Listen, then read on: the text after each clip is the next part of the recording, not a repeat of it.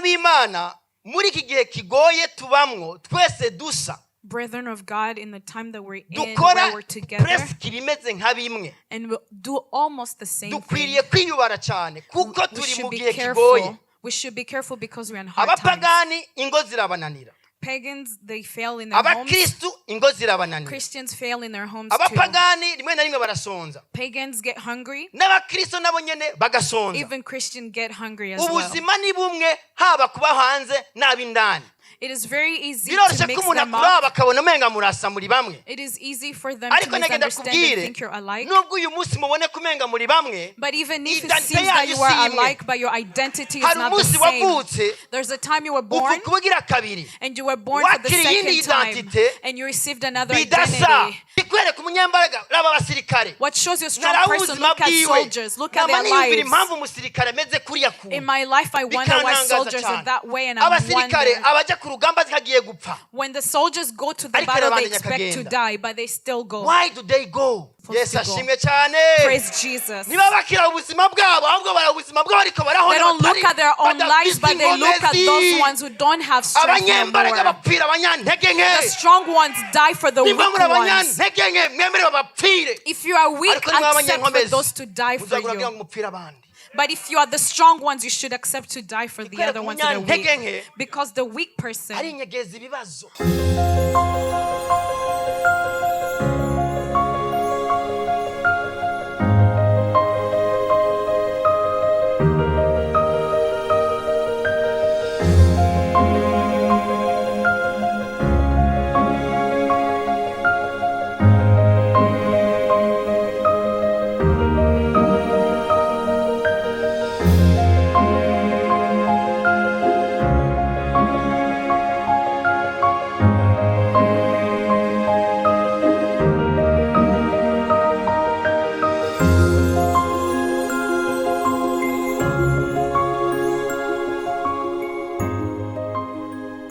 dusanzurure mu gitabo cy'ibyakozwe n'intumwa we're going to read scripture in Acts, igice cyaho cya kabiri Acts chapter 2, turasoma guhera ku murongo wa 42 kugeza ku murongo wa 47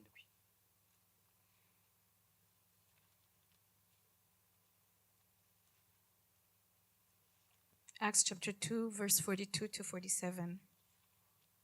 sinzi ko wahabonye udufasha gusoma We can ask ibyakozwe n'intumwa igice cyaho cya kabiri duhereye ku murongo wa 42 hamwe na 47 turasoma mu izina rya Yesu. Bashishikara cyane iby'intumwa zigisha kugira ubumwe, kumanyagura umutsima hamwe no gusenga. Umuntu wese ategwa n'ubwoba, kandi utwumiza n'ibimenyetso byinshi byakogwa n'intumwa.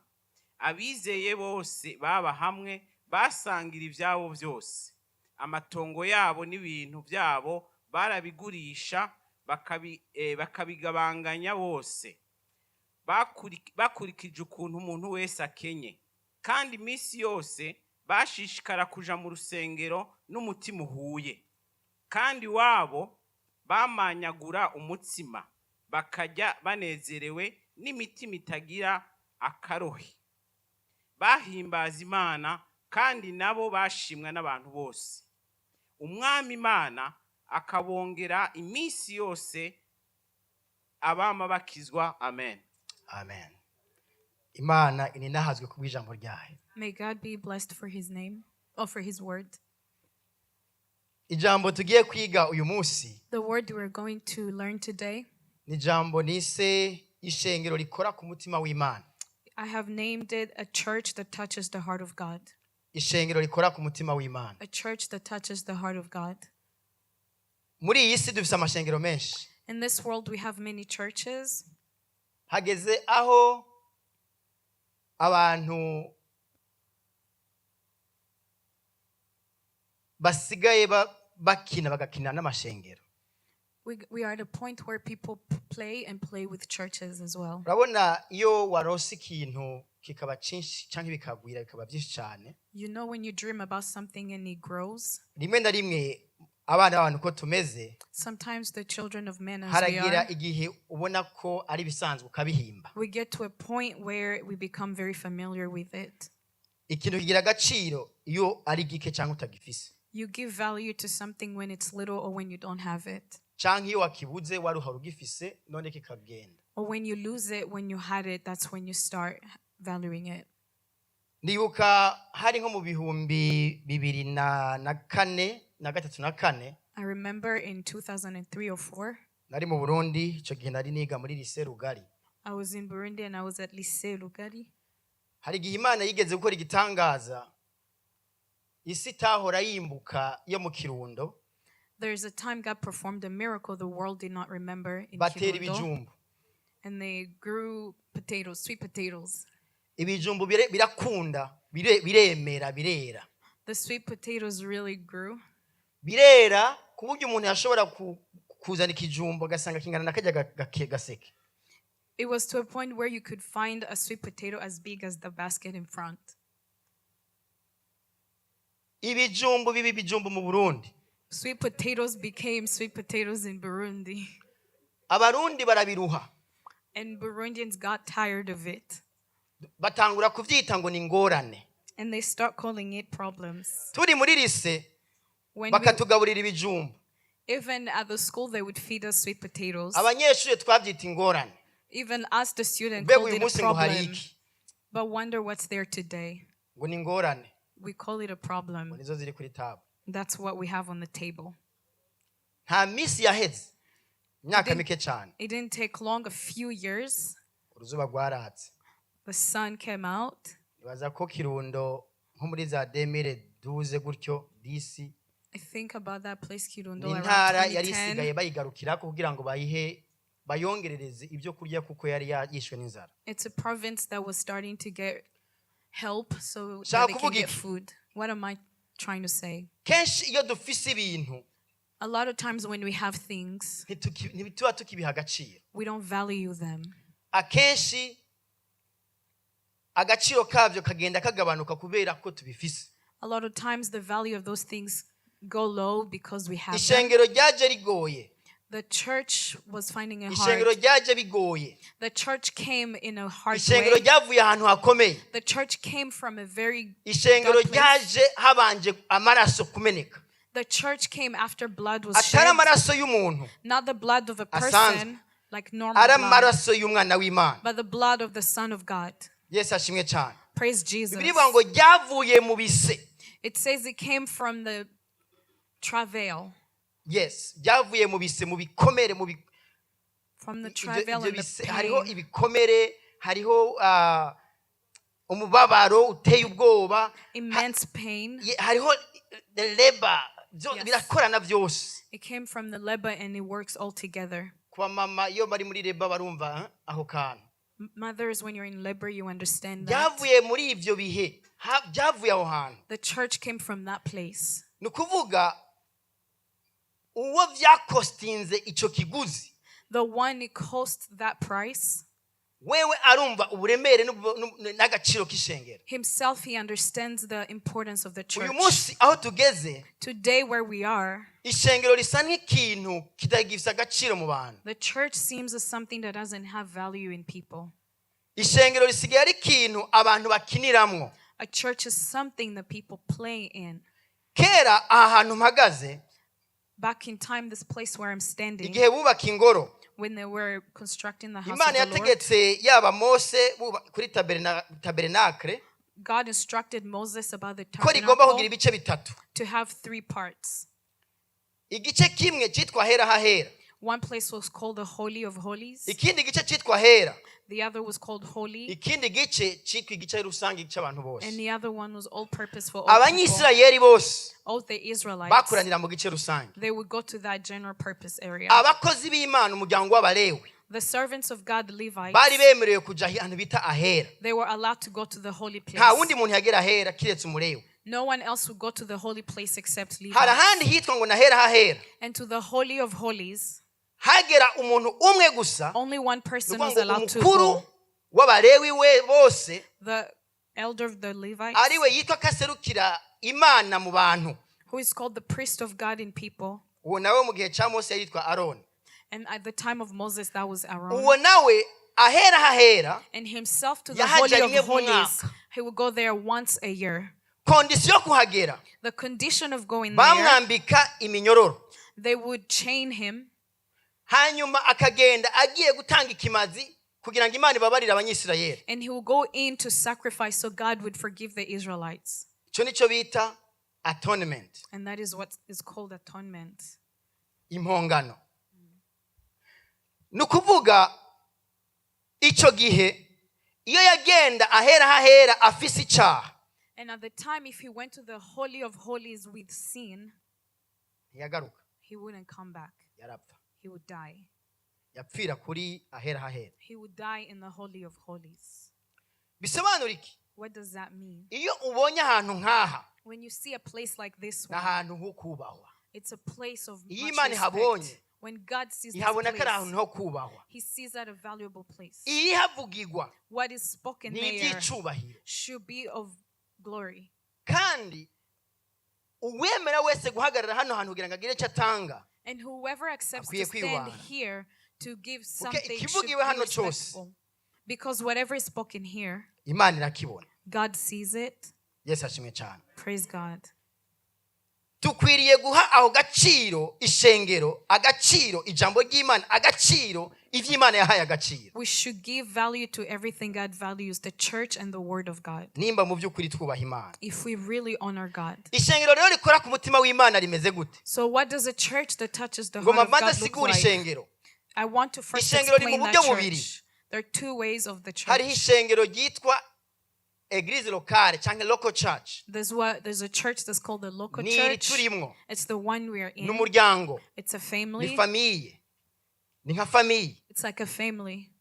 uyu muryango This family, urazamwo abantu bakijijwe n'abatarakizwa rimwe na we rimwe. have people who are saved and those bivuga that ngo are ni not abantu saved bose bumva sometimes. yuko bemera bino bintu bya Kristo. It is for everyone who believe in Christ. bashobora kuza They can come. bashaka bagakizwa If they want, they'll be saved. cyangwa badashaka And if they ntibakizwe. don't want, they won't be saved. ariko kubera ko riba rifise gahunda, But because it has a purpose, uburongozi babuzi uko bwateguye na vision bufise iyo bariko baraje. and the leadership has a vision of where they're going, abantu bose barimo rero so everyone who's part of bagendera it, munsi ya bwa burongozi, they walk under that maze leadership, uburongozi kubatwara and the leadership iyo takes them bategereza kuja, where they're supposed kuko to ariyo go, Kristo ashaka. because that's where Christ So, wants. ni umugwi w'abayoboke ba Kristo bakoranira hamwe And so when the followers of Christ convene mu together ntumbero yo kwagura ubwami bw'Imana with the purpose of growing no the kingdom of gutsimbataza God, no kubutsimbataza bakoresheje ubutumwa bwiza, iyo ni local church. and to strengthen the church with the word of God, that's the Yes. local church. Yesu ashimwe cyane. iyo Praise niyo bita Jesus. urusengero dufise aha twe turi. And that's what we call the church, the one we hari have where we urundi are rusengero today. rero And there's another church, witwa universal church. which is the universal church. iyo niyo tukunda kwitwa ngo ni umubiri wa Kristo, And that's the one we call the the body of body of Christ. Christ. abo ni abantu bose bakijijwe And those are for everyone who are saved, aho baherereye hose mu isi. where they are in the world. abantu bose bakijijwe Everyone who is saved, aho baherereye hose mu isi. wherever they are in the world. nta muntu n'umwe There's no one ari muri uwo mubiri wa Kristo who is part of the body of atakijwe Christ by'ukuri. that is not truly saved. byumvikana yuko Which means ushobora kuba muri local church you can be part of the local ariko utari church, muri the body of Christ. but you're not part of the body of Christ. niyo mpamvu Yesu amubwiye, yatanze umugani ngo hari umuntu yagiye kubiba abiba uburo, And that is why Jesus gave the parable of the haza umwasi mu ijoro abiba ugwamfu. Yesu ashimwe cyane. The weed. amaze kubiba ugwamfu he planted baza weeds. kumubaza ati bimaze gutangura gukura kuko byose birasa, It grew together with the grains, with wheat. byezeza bisa kumwe, when they blossom they are like the same. Because biba bisa. noneho they asked him, what can we do? Can we uproot Baramubaza, the ese weed turandure or urwafu? what can we do? Dukora iki? And then Jesus said, if you go and uproot the weed, arababwira You're gonna make a mistake. murakora Because they are alike. They seem to be alike. murarandurana n'ururo. So you might be like uproot the weed together with the wheat. Murarandura ururo n'urwamfu. So Jesus told them, let them grow together. Mureke bikurane. The one who knows the seed better Uzi ururo neza will be able to separate the weed from the wheat. azabasha gutandukanya ururo And that one is not today.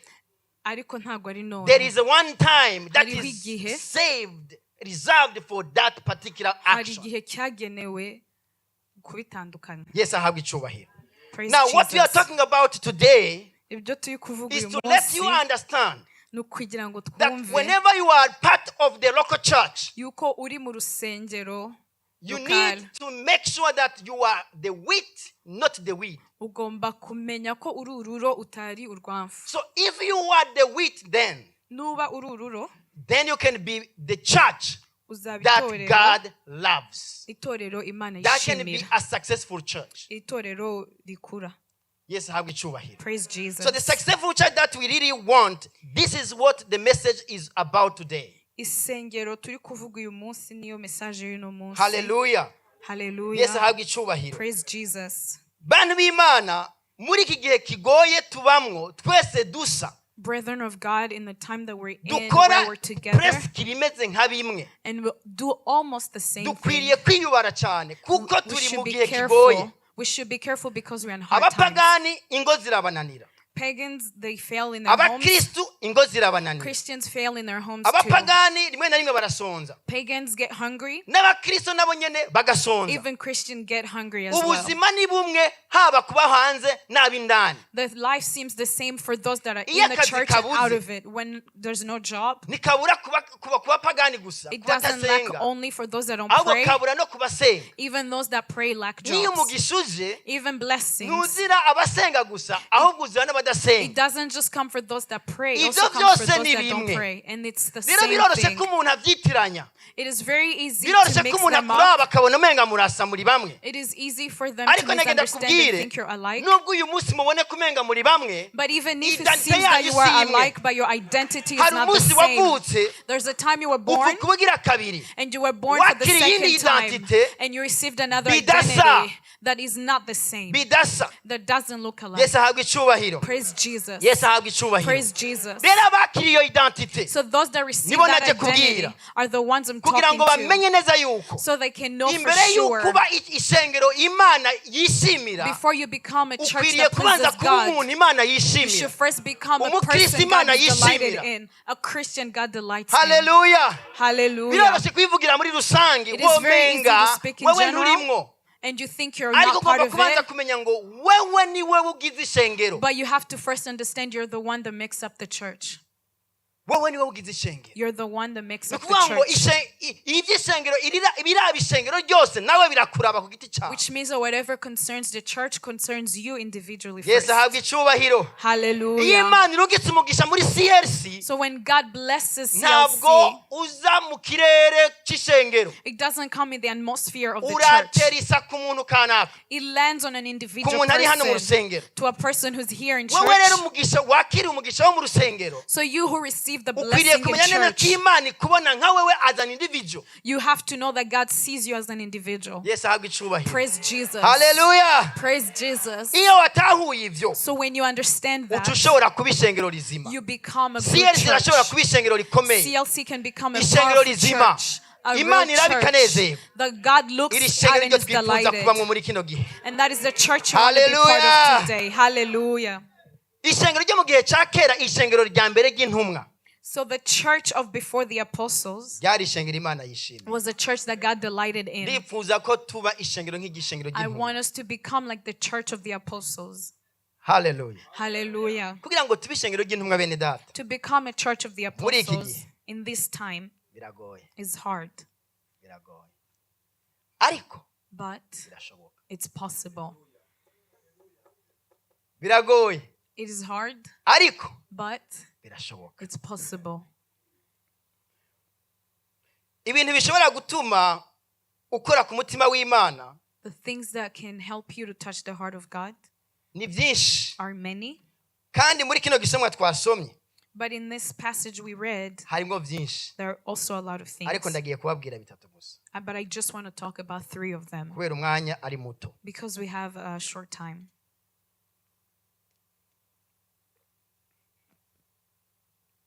Bibiliya yatubwiye ngo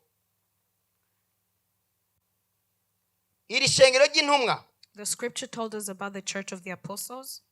murazi igihe ryavukiye. You know when was it born? Petero bene intumwa biyugaranye mpwemu yarakaza hanyuma When Peter and the abantu other bakaza disciples gushungerera were in an upper room and Petero the Holy yavuze Spirit ubutumwa came on bwiza them haboneka ibihumbi bitatu. and Peter preached and Iri shengero 3,000 ryatangujwe people n'abantu were ibihumbi bitatu. saved. This church started with 3,000 people. Ibihumbi bitatu. 3,000. Cyangwa ko Yesu yarakomeye kabisa. You know Jesus was really Tangura ishengero powerful. umunsi umwe ibihumbi bitatu bigaca biza. Starting a church for the first day and you have 3,000 people.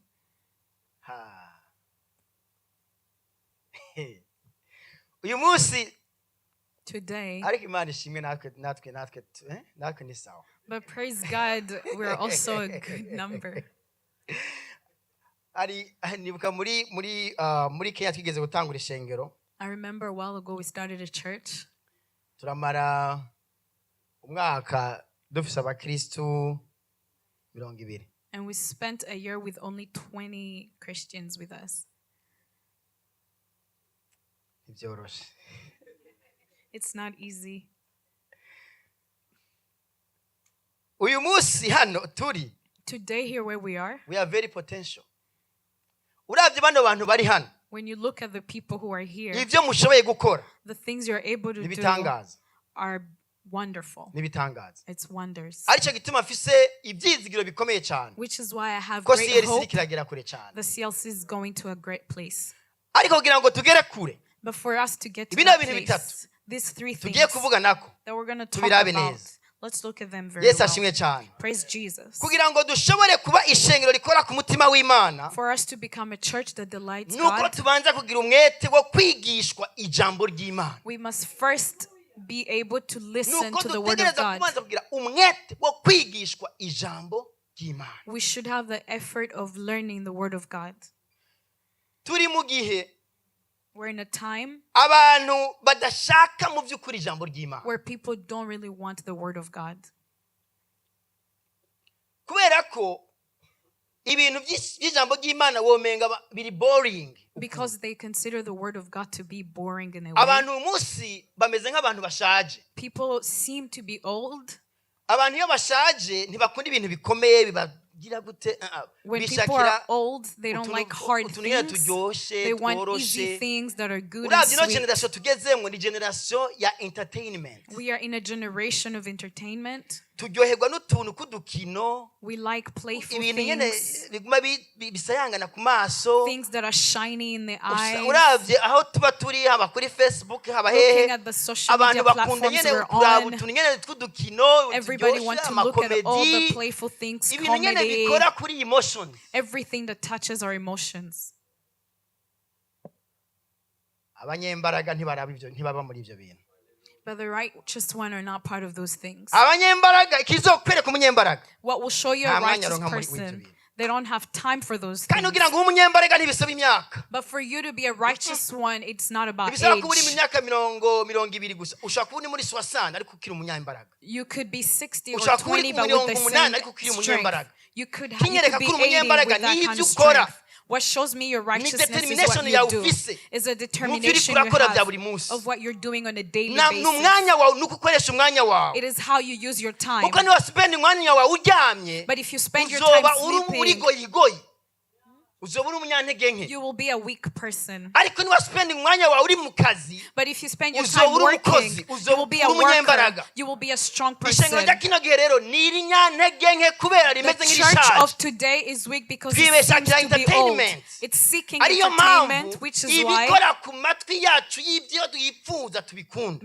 But we like what touches what we want to Bibiliya ivuga hear. neza ngo mu gihe cy'iherezo abantu But the Bible says in bazoba the end bameze gutya. times, people will bazoba be bikunda will be selfish. ikikwereka umunyantege nke arikunda. What shows you a weak person is that they're umunyantege nke wese selfish. aho ari hose arikunda. Wherever a kuko aba weak afise person ubwoba is, they're bw'uko mbega aza selfish. kwidefanda gute ntiyagira ikibazo. Because they're scared of rero how they will ategereza defend themselves when the kumakinga problem. sure yuko yirinda ingorane. So they're making sure that they protect themselves from uwo ni problems. umunyantege nke. That is a weak umunyembaraga person. ikimukwereka What ni shows you a strong uwitanga, person is ni how urekura selfless they ubuzima, are. Is that ni they give udatinya life. urugamba, They're not scared ni of the udatinya battle. ibikomeye. They're not scared of the uwo aba hard ari things. umunyembaraga. That is a strong person. kikwereka umunyembaraga raba abasirikare. What shows you a strong narawe person? ubuzima Look at bwiwe. soldiers. Look at Nama their niyumvira lives. impamvu umusirikare ameze kuriya kuntu. In my life, I wonder why Bikantangaza soldiers are cyane. that way, and I'm abasirikare wondering. abaja ku rugamba zikagiye gupfa. When the soldiers go to the Ariko battle, they barabandanya expect to akagenda. die, but they still go. why do they go? Kubera iki bagenda? barumva imbaraga muri bo. Because they feel hari strength ikintu within kibatera them. imbaraga. There's something that barumva strengthens bafise them. vision, bafise aho bagomba They kugera. have the vision and they Hari have ikintu somewhere they need to go. kibarimwo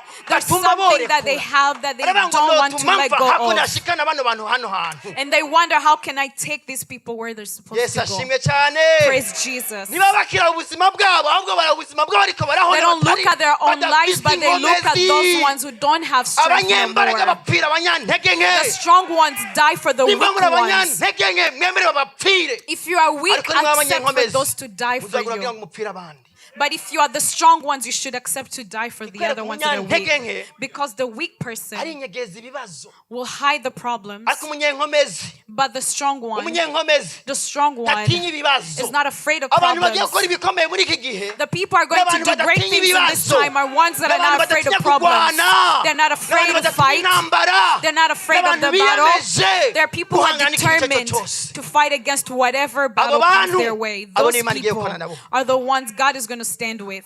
murashaka kwicara muri comfort munezerwe mujyame muryoherwe. You want to sit in the muri ko comfort and eat muragenda and hariya enjoy yourselves. Westgate, You want to go Zande, to muri ko Westgate. ibyo ni iby'abanyantege nke. That is for the weak people. ni byiza rimwe na rimwe ko mujayo It is kugira good to ngo go there muruhuke. sometimes Yes. to umwanya wo rest. kuruka uremewe. The time ariko of nagenda rest is kubwire allowed. imbere y'Imana. But let me tell you in nimba front of ujyayo God, every Saturday, every Friday, every If you go Sunday, there every uri Saturday, every Friday, umunyantege. every Sunday, you are a weak person. You need to go there just when you are tired. Ugomba kujyayo mu bihe kugira byo ngo kuruhuka, uruhuke so that you hanyuma can ugaruke rest, kandi uje mu kazi. and then you come back to work. abanyembaraga The strong people nabemera kwitanga. are the ones that are selfless. nabemera kwitanga. They're muzi selfless. impamvu Imana yakunze Dawidi bibaza ngo ni iki? ngo ni iki? Why do you think God loved David so much?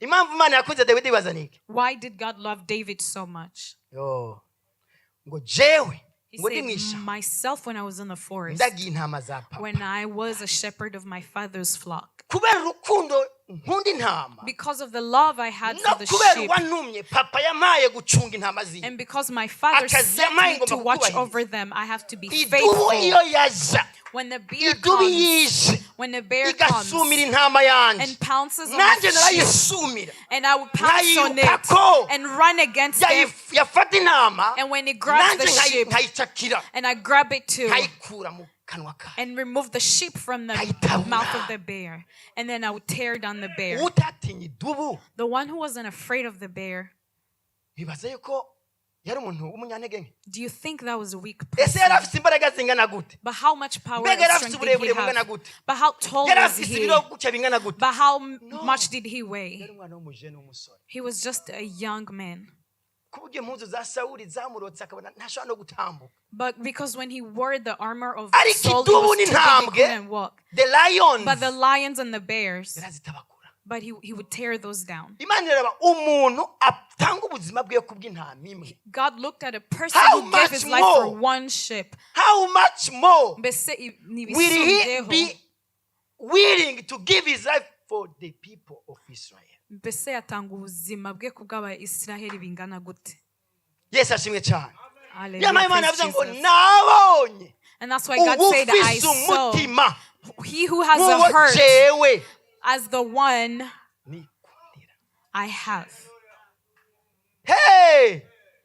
abafise imitima Those who have the heart Imana yikundira that God loves nabemera gutanga ubuzima bwabo. are those that are willing to give their Kubw'abandi. lives for the others. Yesu arabirangiza neza arabivuga ngo And nta Jesus said wogira urukundo and that there's no one who can have Akunda life. rwo Love. rutu rwo kwemera kwitanga kubwiwe.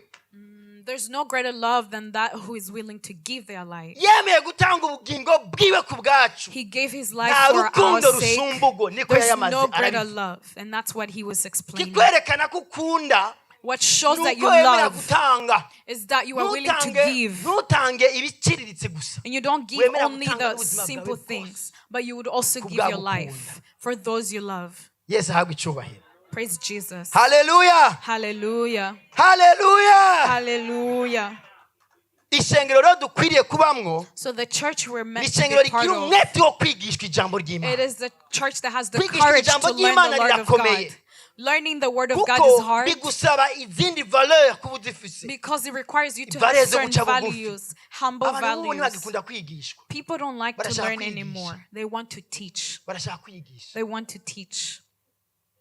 They will tell you, internet is here, Kambabwire internet irahari, YouTube, hehe. We will YouTube, teach ourselves. twakwiyigisha.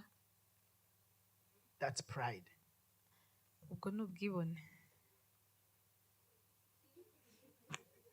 That's pride. Ni ubwibone. Igihe utemera kwigishwa, We don't accept to be Nubwibone. taught, that is pride. uzocuguma mu bujuju You will imyaka continue yose. to be foolish Ijambo all ry'Imana your rivuga neza life. ngo Imana igwanya abibone, God despises ariko the abaciye arrogant, bugufi. but those that are humble, Oh my God. Abaciye bugufi those that are humble murakora ku mutima w'Imana, will touch the heart of God. igaca ibaha ubuntu bwayo. And he gives them his grace. Hey, haleluya. Hallelujah. Twemere kwigishwa, So let's accept to be twemere taught. twige, Let's accept to learn. bizodufasha. It will help us. Ababemeye kwigishwa Those that accept bituma to Imana learn, ibanezererwa, iranezerwa ku bwabo. they accepted to be taught and God delighting in them. Iyo wamaze kwigishwa rero, So when you have been ntabwo ari taught, ukwiye kugira ngo ubimenye. Abantu benshi barakunda kwiga kugira ngo bagire ubumenyi bwinshi, amadiplome. people love to learn so they Yarangiza can have agapana wisdom. amadiplome atakintu na kimwe ashyize mu ngiro. They get so many diplomas, but they have nothing You need beyond to that. learn and learn to apply. Ugomba kwiga ariko ugakoresha ibyo wigishijwe. Haleluya. Hallelujah. Ige ariko kandi shira mu ngiro. Learn, but also apply what you learned. Iyo wamenye When ikintu you have kanaka, learned something, gipratike. practice it. Ntabwo ari ukubigira gushira mu mutwe gusa. It Ngo is not just tuboroke, to have it in our tuboroke brains. tuboroke rurerende. We need to apply. Tugomba kubishyira mu bikorwa. Ngo umuntu yumva ayo majambo And the scripture says, those who hear the ntayashire mu word ngiro, and do not ameze practice it nk'umuntu yirabira mu kirore, looks like a person who yamara looks in the kwiraba mirror akabona afise ibirire, and they see that they have, I don't know how they call them, ingonera, you know. Hallelujah, those one, that one, you know. Amaze kubiraba, yarangiza ntagende gukosora ibyo yabonye, the one who hears the agaca word yicomokera akigira. doesn't apply. It So looks like the one what's who the looks in point the of now mirror the mirror? and doesn't The change mirror the problem on their face. ikirore gifise akahe kamaro? So what's the Kiri purpose of the useless mirror? for that person. It's useless for that Ijambo person. ry'Imana rihinduka useless igihe cyose wagize ariko nturishire mu. The word of God becomes useless every time you learn it but don't apply it. Kandi kenshi tunanirirwa ngaho ntidushira mu ngiro. And that is where we fail because we don't apply what we learn. Imana idufashe cyane. May God help us all. Ababo bariga bagaca bashira mu ngiro. These ones, they would learn and apply what they learned. Bariga bagaca bashira mu ngiro. They would learn and then put it Yo in mpamvu practice. abakizwa ntibapfa kwizana. Abakizwa ntibapfa kwizana. Imana yavuze ngo ijambo ry'Imana yavuze neza ngo Imana yamibongera abakizwa. And that is why God would continue to give them Ntibapfa more kwizana. people. Those people Baba would not bagiye just continue kubabwiriza to ubutumwa come. bwiza. They would have preached them the word of Hanyuma God. ubuntu bw'Imana bukaba bwinshi abantu bakaza. And the favor of God would be plenty and more people would come. Umwete wo kwiga ijambo ry'Imana, The courage of learning turakwiye the no word kumenya of n'iryo God. jambo ry'Imana twiga. We have to know, but this word of Mbega God that we learn, tugigira he? where do we learn it from? Kuko rimwe na rimwe hari igihe tuyoba iyo twagiye kubigisha babi.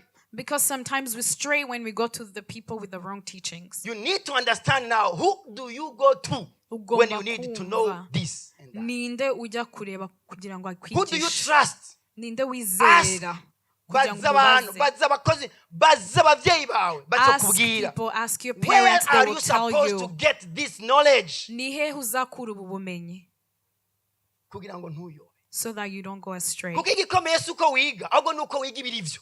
Because the hard part is not to learn, but to learn the right thing. Hallelujah. Hallelujah. Kwiga ibirivyo nivyo vy'akamaro. The important thing is to Gusoma learn gupfa what ibyo is wize. true beyond just learning. Yesu ahabwa icyubahiro. Praise Jesus. Kugira ngo tube ishengero rikora ku mutima w'Imana, ikintu ca mbere ni ukugira umwete wo kwigishwa To be a ijambo church that ry'Imana. delights God is to have the courage Niko of verse ya learning 42 ivuga. the word of God, as verse Icya kabiri, 22 says.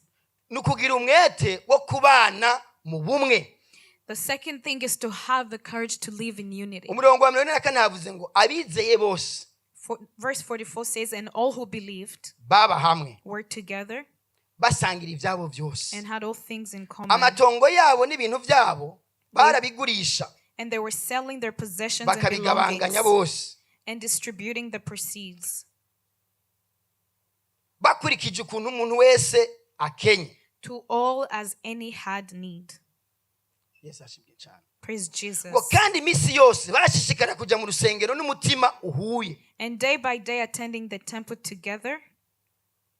Ni ukuvuga ngo kuba umwe, kuba mu bumwe, And that nicyo means kintu being kigomba in kuranga ishengero unity rya Kristo. should be a value of the Church of Christ. Isengesho Yesu yasenze The prayer Jesus Christ prayed imbere y'uko aduga mu ijuru. before he went back to heaven. Yavuze ngo data He said, Father, ndagiye I'm leaving. ndabasize. I'm leaving them behind. Singusenga ngo ubavane muri iyi si nabo. I'm not Uko asking you to take them out of this world as well, Ariko ndasenga ngo ubarindire muri. but I pray that you protect them in this world. Acha avuga ngo ndabasabe bagire ubumwe. I pray that they Babe be unified, umwe. that they be Nkuko unified jewe nawe turi as I am one umwe. with you. ibyo ndabasigiye gukora. And what I'm leaving for Ntibashobora them to kubikora do, batabaye umwe. they cannot achieve it if they're CLC. not unified. CLC CLC, muntega amatwi. listen to me. Tutabaye mu bumwe. If we are not unified, Tutabaye mu bumwe. if we are not unified, Imigambi yose igomba all our gukorwa. plans that are Dufise supposed to board happen, yaduteguriye. that the board has prepared, Nta namwe tuzobigeza. we will not achieve them. We will be rotating on ourselves like this. Tuzaguma twizungurukaho. For how long? Igihe kingana gute? Dutegereza kumva no gutahura neza yuko kuba mu bumwe nka CLC We're ari ikintu supposed to kidasanzwe. understand that being unified as CLC is an Ikiri important thing. kimana yifuza. And that is what God desires. Kuba umwe cyangwa kuba mu bumwe ntabwo ari ikintu cyoroshe. Being unified is not an easy thing. Oya. Ahubwo division ziroroha cyane. Division is easier.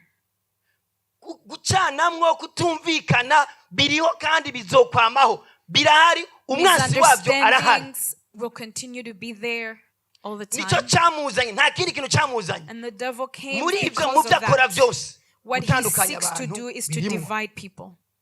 Hallelujah. Hallelujah. Hallelujah. Dukwiriye kumenya yuko ibanga rizotuma dukora ibyo Imana ishaka ko dukora We nuko should know tuba that mu the bumwe. secret of doing what God wants us to do is to be Kugira ngo unified. tube mu bumwe For nabwo us to babwira be yuko birasaba unified, kwihanganirana requires us to be patient no towards each other kwirinda and to have self-control. Yesu ashimwe cyane. Kuko dashoboye kugira ukwirinda tuzokwama dutsitazanya. If we don't have self-control, we will continue to offend each other. Kandi iyo dutsitazanya And when we twizerana offend each gahoro other, ntitwizerana. we lose trust with each other. Tutashoboye kugiranira confiance If we ntidushobora cannot trust each gukorana. other, we cannot work together. Ubumwe buba bugiye. The unity is gone. Yesu ashimwe. Praise Jesus. Imana idufashe May God help kwirinda us to have self-control kuba ibitsitaza by'abandi. so that we do not offend others. Kuko rimwe na rimwe hari igihe tuba careless tugatsitaza abandi nkaho umenga bisanzwe. Because sometimes we become Noneho careless in our ndatsitaza n'umuntu offense. ntugire akigoro wo gusaba imbabazi kugira ngo ubuzima bubandanye neza. We offend others and we don't even have the courage to ask for forgiveness. Bantu b'Imana nimba turiko turagera kure People of God, if we want to go far, everyone with their neighbor, as we are here and anyone else who's on the side, we are supposed to not be offending to others. And if we happen to offend someone, be the first to take the first step and apologize. Be willing always. Have the heart. Be the first person to give, to go and ask forgiveness. Yes, ashimwe cyane. And that is what God is delighted in. You become an important and strong person. The problem is not that you offend someone. The problem is that you do not have the conviction to repent. Which is why when we forgive each other, we continue to lose trust with each other. Because we have the question, even though I've forgiven you, have you changed?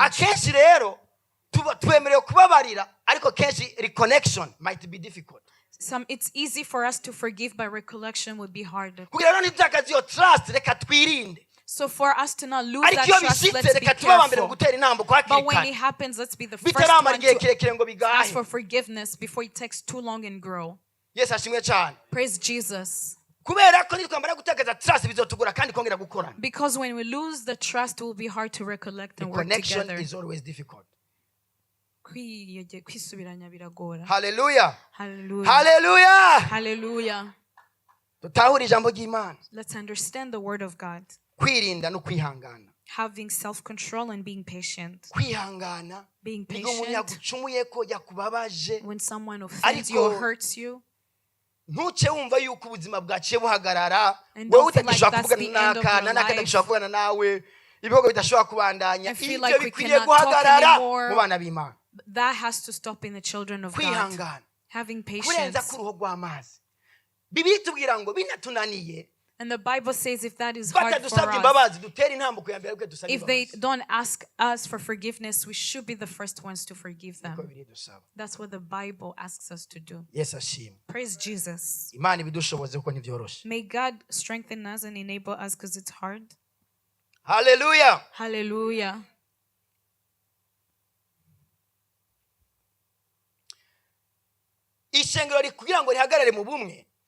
For the church to be unified, they have to understand where they're going and accept what they're part of and have the same purpose of going forward. Hallelujah. Hallelujah. The church of today seems to be very confused. It looks like the church of Corinth, they got to a point where they were confused. Yes, Ashim. Praise Jesus. When you read in 1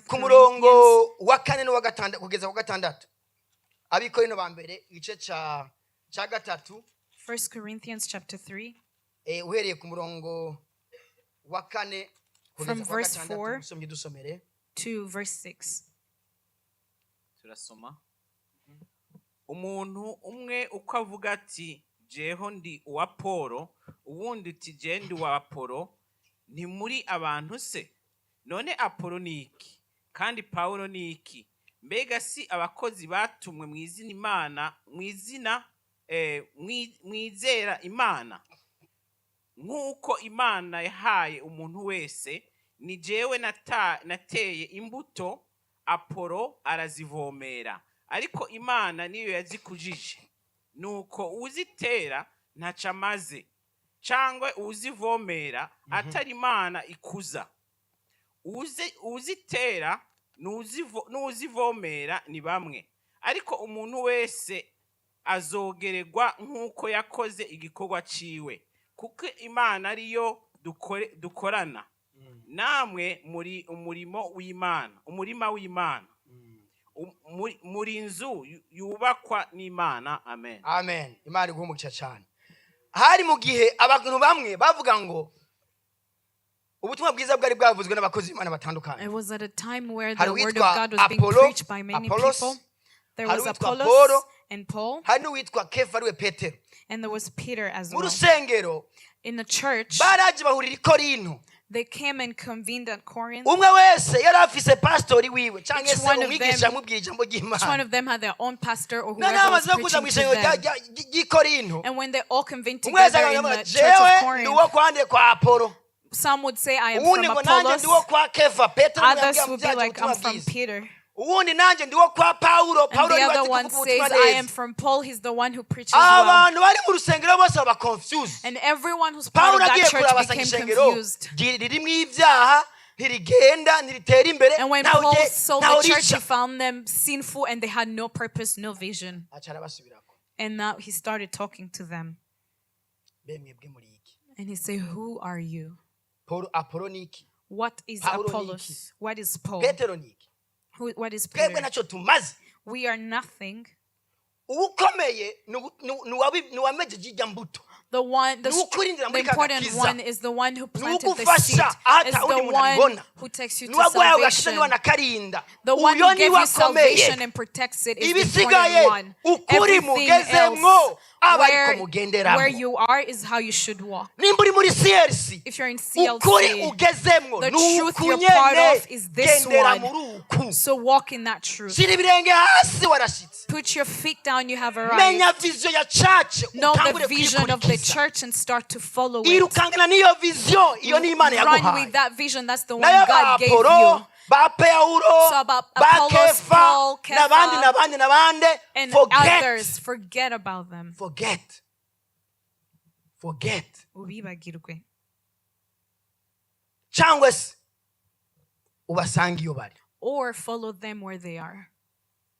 icyo wakizaniye iki? So what would be better? soko tugendera mu kuri Imana yaduhaye kugenda. Wouldn't it be to walk in the truth Twese that tuzi God aho gave us? twavuye bene data. We all know where we came nta from. n'umwe ngaha ni bakeya bakirijwe hano.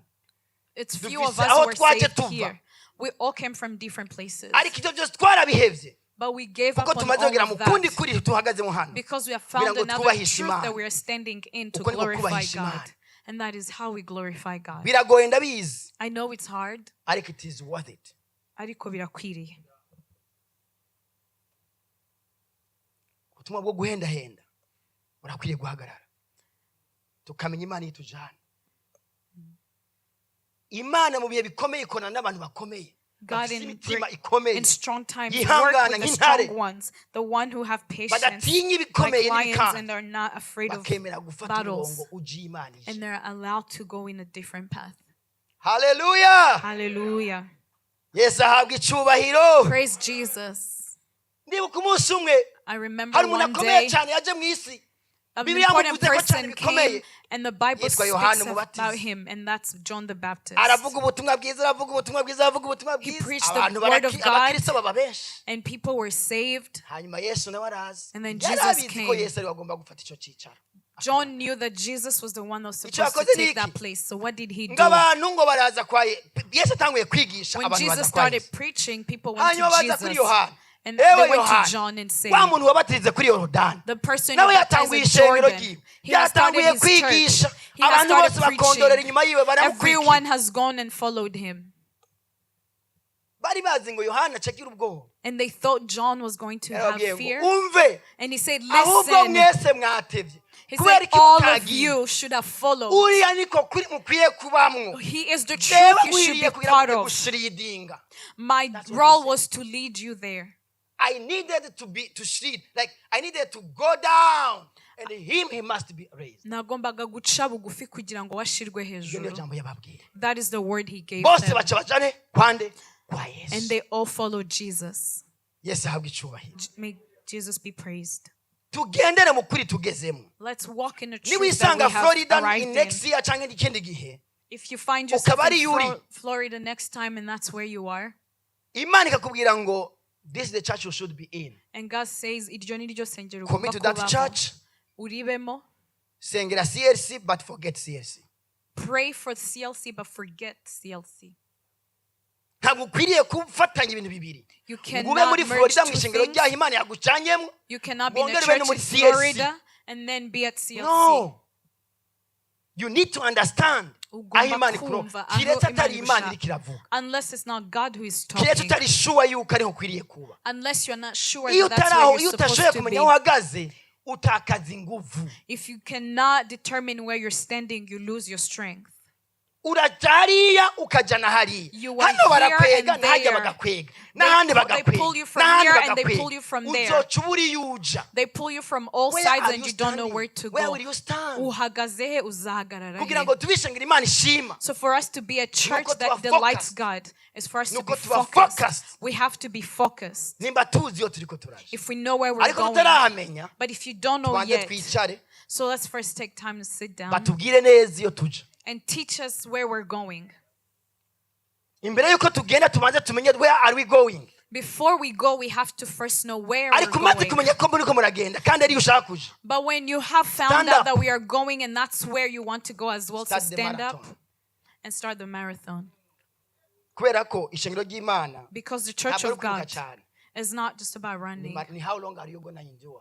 It is ni igihe kingana gute uzabasha kwihangana. Si kandi ka 100 meters once 10 minutes and then it is done. No. Ntabwo ari hamwe wiruka It's a marathon, metero my ijana mu friend. minota 10 ukaba Maybe urarangiye. it's a 5-year marathon Hari igihe uziruka marato y'imyaka or 5 15 years marathon. cyangwa 15. Niwagenda gacha ugwo be. When you run too fast, you Go get slowly. tired. Know your times. Ugende gake umenye igihe cyawe. Hallelujah. Hallelujah. Icyanyuma And the last one, nari kuvuga kubijanye n'ubumwe buroze hamwe ubumwe nyakuri. Ubumwe buroze. Ubu buroze, I mean, like a poisoned unity. thank you. A poisoned unity nigihe abantu bagiye hamwe. The poison unity is when people come abantu together. bagiye hamwe kugira ngo bakore ikibi. They Bunge come together imigambi mibi. with bad intentions. Ubwo n'ubumwe buroze. That is a poisoned unity. Mwishengero rya imbere mwirema In the hari during abagabo creation, b'itanguriro. in there's Igice cya people 11 in ku murongo wa kane. Genesis chapter 11 ngo verse bagiye hamwe 4, baravuga ngo umve they went together tumaze kubona ko dufite ubwenge turakomeye. and they say we have found that we are wise and Nimuze strong. twiyubakire umunara. So let's go and build a tower. Tugende tower. hejuru iyo Imana iri tuyisangeyo. We will build a Twoye long gusanzara tower mu isi. and we'll go find God so we're not dispersed in the Baca world. batangura kubaka. So they started building. Barubaka. They built. Bamaze kugera hejuru. And when Imana they got to the iritegereza top, bavuga ati and batipe God bari mu looked at bumwe. them and said, these guys have Imana come itahura ko ubumwe together. bwose bukomeye. Niyo bwaba God ari ubumwe bubi understood burakomeye. that every unity is strong, even if Niyo it's a bwaba ari bad ubumwe one. bubi Even if buroze. it's a bad Ni ukuri unity, burakomeye. it's still strong. Ni Imana yonyine isambura ubumwe buroze. It is only God who breaks down the Nicyo gituma ivuga mu wrong kind ijambo of ryayo ngo unity. nta cumu ryacuriye kukwica. And that Izo is why nicyo God gitwaye. says that every weapon that was Oya. fashioned against you will be ngo rendered ikaburuza imigabo useless. y'ingunge ikabuza amaboko yazo kugira ngo ntiyizishitse. He understands the plans of the Oh evil my ones God. and makes sure that they're not achieved. Imana yonyine isambura ubumwe buroze. Only God himself breaks Ntukabe down the umwe mu poisoned bagira ubumwe unity. buroze. So do not be Ubumwe part of the poisoned bwonona unity. ntukabubemo. Don't be part of the unity that Kuko destroys. uza uri kurahamagara Imana n'ingoga byihuse Because you'll be calling God in a quick kugira ngo way isambure bene to ubwo bumwe come buroze. and disperse that kind of Muri unity. CLC Here at tugomba kugira CLC, ubumwe nyakuri. we have to have the Ubumwe right kind bw'Imana. of unity. The unity Ubumwe of bwuzuye God. urukundo. The unity of Ubumwe love. bw'amahoro. The unity of Ubumwe buhagaze peace. kuri vision. And the unity that stands on the vision. Vision y'ishengero. Vision The y'Imana vision iduha. of church, the vision itubwira that ibyo God dukora. gives you, what Ubwo God tells nibwo us bumwe to do. dukwiriye kubamo. That is the kind of vision we have to stand in. Imana yaragira sambura bwa bumwe. And God dispersed Urazi that bumwe bwari unity. buvuga. Do you know what Imana that yarabwiye abantu ngo unity was mugende talking mwororoke about? mukwire isi mwuzure isi. And God said, Nabo ngo go. no. Ngo twebwe tugomba kujya iyo Imana iri. Ntidushaka kujya mu isi ngo dusanzare mu isi. God say go multiply in the Contradiction. world, but they say no, we don't Bariko want to do baragwanya that. We want to go umugambi where w'Imana. God is. They were contradicting the will Abagwanya of God. umugambi w'Imana bose So those who contradict the will bakora of ubumwe God, buroze. they will unify in a poisonous way. Ubwo bumwe bukwiye gusambuka. And that kind of unity Nguko has ukuntu to be buzosambuka. dispersed. And this is how it will disperse. Number 3. Ukugira Cya umwete wo gatatu. gusenga. Having the courage to pray. Iri shengero This usomye church, ku murongo wa 42 when ngo you read in verse ryaguma 42, risenga. they came together to pray. Amasengesho arashobora gusambura ubumwe buroze. The prayer can disperse. Amasengesho arashobora kubuildinga CLC. Prayer can build up amasengesho TLC. niyo azokubaka umuryango wawe. Can build your family. Amasengesho niyo azotuma utera imbere. Prayer will be the reason you Amasengesho niyo azokuvana aho uri mu byago urimo no mu byaha urimo Prayer ukabivamo. will remove you from your situation, your problems Amasengesho and niyo your sins. azokurinda imitego mibi. Prayer will Satani protect you from yaguteguriye. traps of the devil. Amasengesho azokurinda ama accident. Will protect you from accidents. Amasengesho azokutuma ugira success mu byo uri kurakora. Will make you successful in all that you Amasengesho do. n'ubuzima bwawe muri rusange. Prayer will be your Nukuvuga life ngo in nibwo general. yatuma ushobora kubishobora. And it enables you to Succeed. achieve and succeed everything you do. Hallelujah. Hallelujah. Hallelujah. Hallelujah. Amasengesho Prayers, ngo baguma basenga. they came together to pray. Baraza hamwe bagasenga. They were together to pray. Bariyunga mu bumwe bagasenga. They were unified and they Baratahura prayed. gusenga icyo bimaze. They understood the Ishengero importance of ry'Imana. prayer. Church of Nimba mushaka God. ko tugera kure. If you want Tube us to ishengero go risenga. far, we have to be a Tube church ishengero that risenga. prays. We have to be a Gusenga prayerful biragoye. church. Praying is Gusenga hard. birarusha nk'ibindi byose. Praying Iyo is tiring as dusenze anything ubuzima else. bwacu buroroha. When we pray, Ibintu our lives byinshi biragenda become neza. easier. A lot of Niba things go udafite well. inyishu Even when you don't have an answer, urashobora kubandanya. you have Hari the abantu benshi energy to batabona continue. inyishu kenshi tuba stand still ca duhagarika. Sometimes when you don't find an Nama answer, nkunda you just kwisanga muri aho stop. hantu. Iyo I mbona find myself ntabona in iyo that biriko place a biraje lot. sanga nahagaze. When I don't see where it's going, I find let myself me stopping. just give me one time. Ariko Wait igihe for me. kimwe If untegereze. Imana ishoboje If God enables me yashobora kuvuga ijambo rimwe ati Yesu mfasha aha hantu. and I'm Asenga. able to say, Jesus, If I help am me, and I able only to pray. say, iryo Mbashe jambo kuvuga riragoye ijambo rimwe. rirakunda kungora. That word is very Ariko iyo hard ndinde for me. ndarikora ukabona But nabishoboye. whenever I say it, Napfukama nkasenga icyo I coba kneel kimeze down uko and coba I kimeze pray. kose. Whatever the My friend, I have situation, to find a breakthrough. there's a breakthrough for Ntegereza me. kubandanya. I'm able to go forward. Narabibonye kandi birakora. I have seen it and it works. Niwabona vyanse gose bikanka gose. And you see that you Uzoca are usenga. stuck, just pray. Niyo utobona inzira umwanya. If you don't find a Uzoronka way right amahoro. away, you'll find peace. Utumuronka amahoro basi. You'll find peace. at Urazi least. yuko iyo vyanse uhagarika umutima. You know when Ukabura everything amahoro is not working, you are ntusinzire. anxious and you Ukagira can't even depression sleep. n'amastress. You are depressed and you're Ariko iyo stressed. wasenze But when you pray, bica vyoroha. it becomes easy. Bica vyoroha. It becomes easy. Ikibazo ko coba kingana kose. The problem, no ntigishobora matter how guhagarara big imbere it is, y'isengesho rizima. cannot stand ngo in rishobore front of a kukinesha. prayer. Ishengero ry'Imana dusenge. So, Church of God, let's Senga pray. dusenge nk'ishengero. Let's pray as a Usenge church no ku giti cawe. and pray individually. Tube ishengero risenga. Let's be a church that prays. Hallelujah. Hallelujah. Ndangiza. And as I conclude, Twariko turavuga ko ishengero rikora ku mutima we w'Imana. were talking about the church that Ni delights ishengero God. rigira umwete wo kwigishwa ijambo ry'Imana. It is a church that has the courage to learn. Ni ishengero the word of kandi God. rigira umwete wo kubana mu bumwe. It is a church that has the courage to be Cyanyuma, unified. And Ni lastly, ishengero rigira umwete wo gusenga. it is a church that has the Iryo niryo courage to shengero pray. nshaka kubamwo. And that is the church I want to be Ndakwifuriza part iryo of. shengero. And I hope you get that Turashobora church gufata too. CLC tukayirigira iryo shengero. We can take CLC and CLC turn that irashobora into kuba that iryo kind of shengero. church. Ishobora CLC can be that church. itarabiba. It may have Ariko not wewe yet nanje become turi that, hano. but you and I Turashobora here gutransforma together, CLC. we can transform Ikaba ibindi CLC bishengero. and becomes that kind of church. Hallelujah. Hallelujah. Dukomere amashyi Imana mu izina rya Let's Yesu. give a round of applause Mana to God. urakoze. Thank you, God, Uyu munsi. for today. Reka duhaguruke Imana dusenge Imana mu izina So rya let's Yesu. be on our feet and pray to God. Hallelujah. Hallelujah. Duhaguruke dusenge Imana. So let's pray. Aho uri Where you are, wewe uri urugingo rwa rino shengero, urugingo rwa Kristo. you are part of the body of Christ.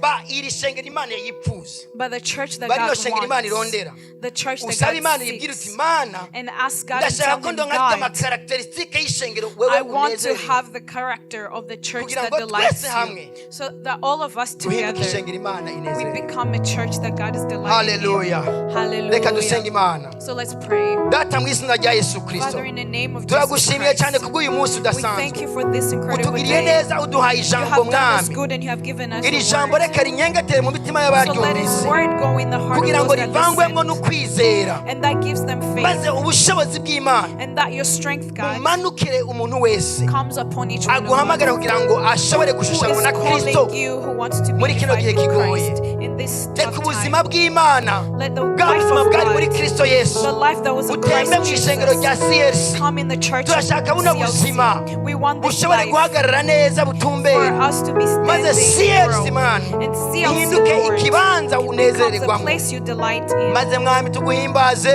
And Lord, ubwiza bwawe praise bumanuke, you. Let your glory ubwiza come. bwawe bumanuke, Let your glory ubwiza come. bwawe butubemwo. Let your glory Wewe be uri within Imana us. ushoboye byose, You are a kandi God uri Imana who is uganje. able, and you Shibanira are great, imitima my y'abana God. bawe So be in the kugira ngo hearts ubahe of your imitima yabo children. yifuza, So you give them what bafungura their heart amaso desires and babashe open kubona their ibyo hearts, ushaka, that they see icyo what you want wabahamagariye them to Mana, see, what you icyo have called them waduhamagariye, for, what you icyo have called us wampamagariye, for, what icyo you called wahamagariye me umukozi for, wese ari hano. that you called for every Mwami reka servant who tubashe is kukibona here. So let kugira us ngo be able tubashe no to see kugikora. it and be able to do Turakwinginze it.